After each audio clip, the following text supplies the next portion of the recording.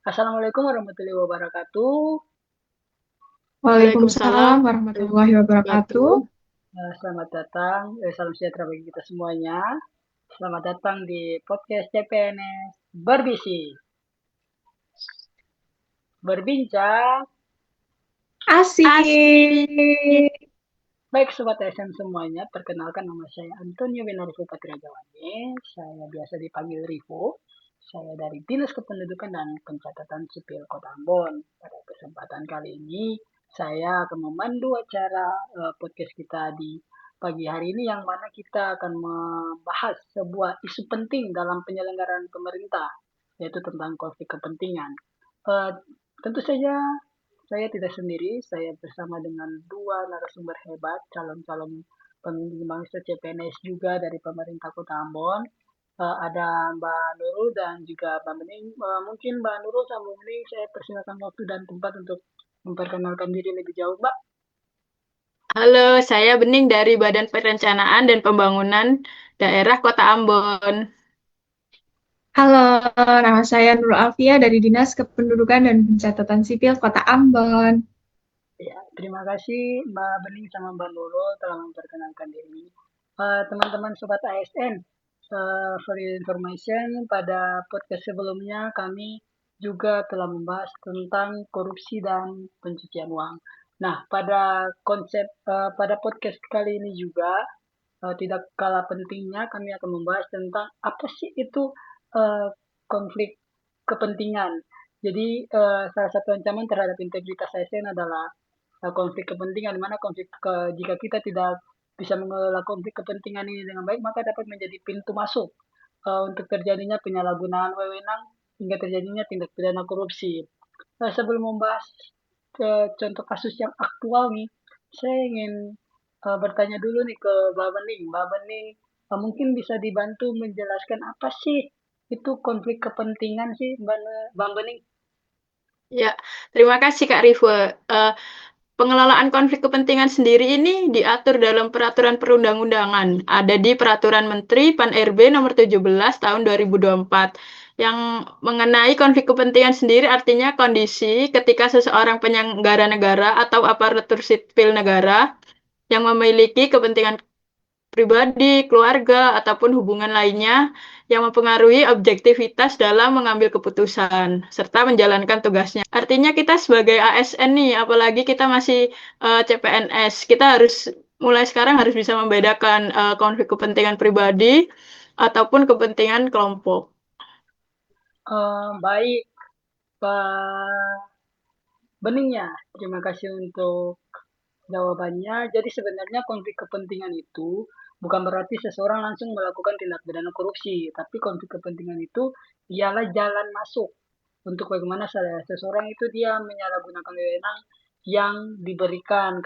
Sebagai CPNS, sebenarnya pemahaman seperti ini harus kita tanamkan sejak dini ya, karena kita dipersiapkan untuk menjadi seorang ASN yang profesional, berintegritas, dan mengedepankan kepentingan-kepentingan publik. Baik, mungkin saya ke Mbak Nurul. Mungkin Mbak Nurul nih bisa membantu untuk menjelaskan dan memberikan contoh. Apa sih, bagaimana sih contoh dari konflik kepentingan yang pernah menjadi perhatian publik di Indonesia, Mbak Nurul? Oke, baik. Terima kasih, Kak Rivo. Jadi, salah satu contoh yang cukup relevan untuk menurut saya terkait konflik kepentingan itu yaitu kasus Rafael Alun Trisambodo. Beliau itu mantan pejabat Direktorat Jenderal Pajak Kementerian Keuangan. Jadi, kasus ini tuh naik pada tahun 2023 setelah publik menyoroti gaya hidup mewah keluarganya. Kemudian berdasarkan dari putusan Pengadilan Tindak Pidana Korupsi Jakarta Pusat, proses penyelidikan KPK menemukan dugaan penerimaan gratifikasi selama Rafael menjabat menjadi pejabat publik. Jadi selain itu juga terdapat dugaan bahwa kedudukannya sebagai pejabat dimanfaatkan oleh pihak-pihak tertentu untuk memperoleh kemudahan atau keuntungan dalam urusan perpajakan.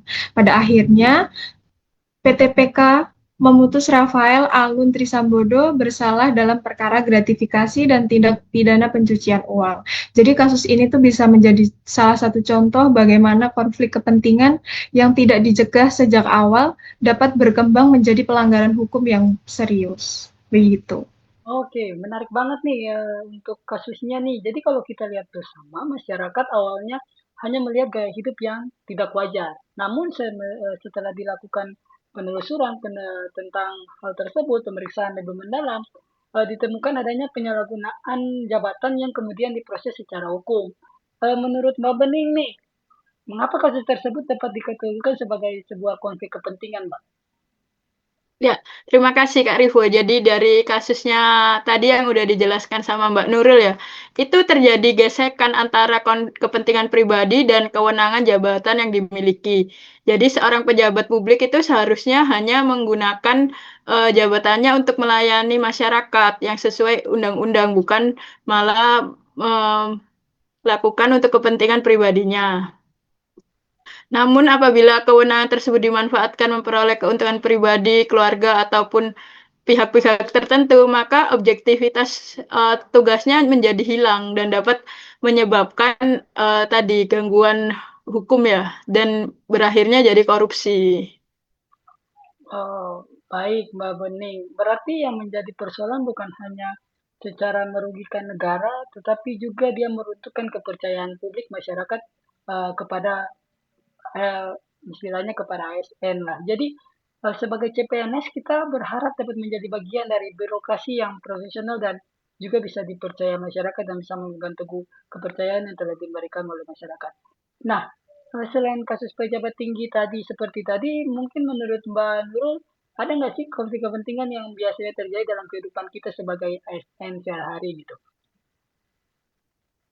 Tentu saja ada Kak Rifo. Jadi bahkan konflik kepentingan sering muncul dalam bentuk yang sederhana. Misalnya seorang ASN diminta memproses perizinan milik keluarganya sendiri atau menjadi anggota tim pengadaan sementara salah satu peserta tender merupakan kerabat dekatnya.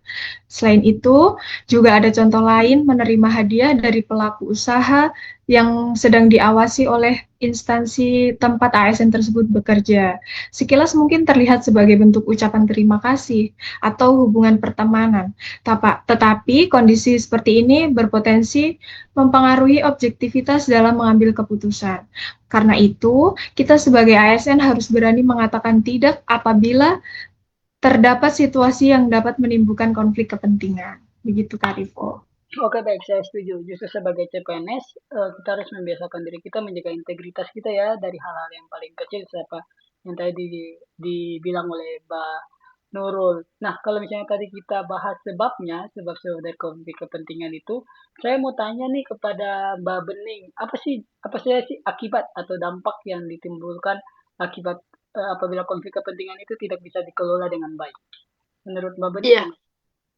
eh, jika konflik kepentingan ini tidak bisa dikelola dengan baik, dampak negatifnya tidak hanya pada individu itu sendiri atau diri kita sendiri ya, itu juga berdampak pada organisasi. Dampaknya seperti menurunnya kepercayaan masyarakat terhadap instansi pemerintahan. Jadi ketika masyarakat melihat adanya perilaku-perilaku tidak adil nih atau keputusan yang ternyata diambil karena kerabat dekat atau anak atau lain-lain, itu masyarakat menjadi tidak percaya lagi kepada pemerintah. Jadi seperti contohnya di kasus Rafael Alun kan di perpajakan. Jadi nanti imbasnya masyarakat jadi tidak percaya lagi dengan instansi perpajakan.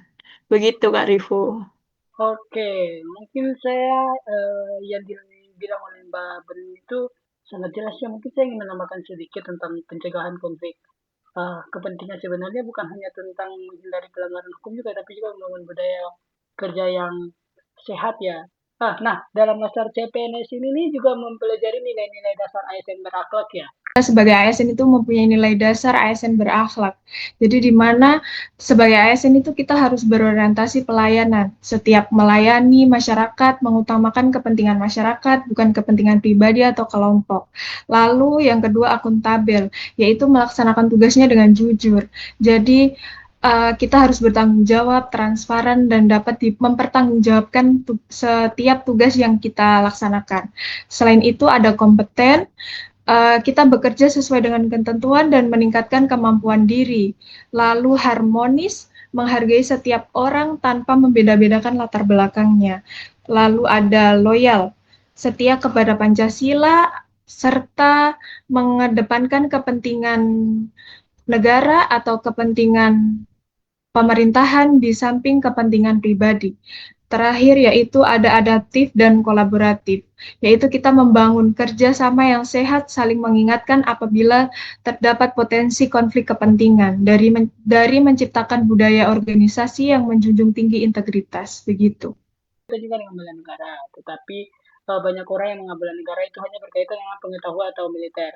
Padahal bagi seorang ASN, bela negara juga memiliki sikap disiplin, jujur, menaati aturan, serta menjaga integritas dalam menjalankan tugas. Saya pengen nanya nih ke Mbak Nurul, Mbak, bagaimana sih pendapat Bang Nurul mengenai kaitan konflik kepentingan dengan bela negara ini, biar lebih memperjelas lagi. Oke, Kak Rivo, terima kasih atas pertanyaannya. Jadi kaitan ASN dengan bela negara itu bisa ditunjukkan dengan rela berkorban, yaitu melayani atau kita sebagai ASN melayani masyarakat dengan peraturan dan sesuatu yang telah ditetapkan. Hanya diwujudkan melalui tindakan besar, tapi juga melalui keputusan-keputusan kecil yang kita ambil setiap hari di tempat kerja. Oke, gak kerasa udah 15 menit lebih kita bersama. Terima kasih kepada kedua narasumber hebat, Mbak Nurul dari Dinas Kependudukan dan Pencatatan Sipil, ada Mbak Bening dari Bapeda Litbang. Terima kasih karena sudah menjadi narasumber yang hebat. Dari pembahasan hari ini dapat disimpulkan bahwa konflik kepentingan itu merupakan kondisi ketika kepentingan pribadi berpotensi mempengaruhi objektivitas ASN dalam menjalankan tugas dan mengambil keputusan. Apabila tidak dicegah, konflik kepentingan dapat berkembang menjadi penyalahgunaan wewenang, gratifikasi, bahkan tindak pidana korupsi yang merugikan organisasi dan masyarakat. Saya sebagai seorang uh, seorang anggota Latsar CPNS, seorang CPNS yang sedang mengikuti Latsar, kita memiliki tanggung jawab untuk menambahkan nilai-nilai integritas kita sejak dini melalui penerapan berakhlak dan semangat bela negara. Kita mengutamakan kepentingan bangsa dan negara di atas kepentingan pribadi kita. Kita turut untuk mewujudkan birokrasi yang profesional, bersih, dan terpercaya. Baik Bapak Ibu, saya Antonio Benari Bupati Rajawani bersama dengan dua narasumber hebat, Mbak Nurul dan juga Mbak Bening, mengucapkan terima kasih atas perhatian Bapak Ibu semuanya yang telah menyimak dan mendengar podcast kami. Semoga podcast kami ini bisa bermanfaat bagi Bapak Ibu semuanya. Sampai jumpa pada podcast berikutnya. Wassalamualaikum warahmatullahi wabarakatuh. Waalaikumsalam warahmatullahi wabarakatuh. Waalaikumsalam warahmatullahi wabarakatuh. Sejahtera untuk kita semua. Shalom, selamat. Bye-bye.